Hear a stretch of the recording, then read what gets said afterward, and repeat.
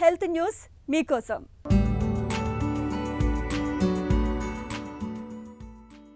గుండెపోటు, పక్షవాతం వంటి జబ్బుల నివారణకు తక్కువ మోతాదులో ఆస్పిరిన్ మాత్రను వాడాల్సిందిగా కొందరికి డాక్టర్లు సూచిస్తుంటారు. ఇది రక్తాన్ని పలచబరచడానికే కాదు, క్యాన్సర్లు ఒక భాగం నుంచి మరొక భాగానికి విస్తరించకుండా కాపాడుతుందని తాజా అధ్యయనంలో తేలింది.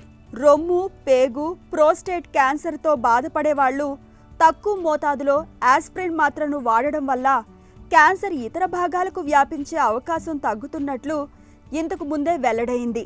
దీని లోగుట్టును యూనివర్సిటీ ఆఫ్ కేంబ్రిడ్జ్కి చెందిన పరిశోధకులు ఇప్పుడు ఛేదించారు.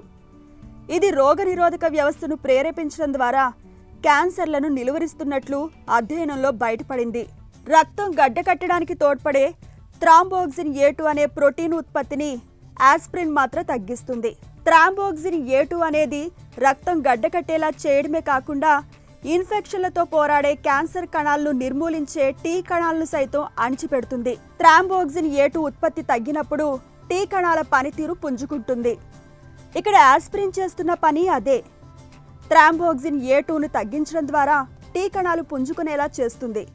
అందుకే కొత్త క్యాన్సర్ ఇమ్యూనో చికిత్సల రూపకల్పనకు ఈ అధ్యయన ఫలితాలు తోడ్పడగలవని పరిశోధకులు భావిస్తున్నారు. క్యాన్సర్ ఇతర భాగాలకు విస్తరించకుండా ఆస్పిరిన్ అనుబంధ ఔషధంగా ఉపయోగపడుతుందో లేదో తెలుసుకునే ప్రయోగ పరీక్షలు కూడా మొదలయ్యాయి. మన దేశంతో పాటు ఇతర దేశాలకు చెందిన 10,000 మంది మీద వీటిని నిర్వహిస్తున్నారు.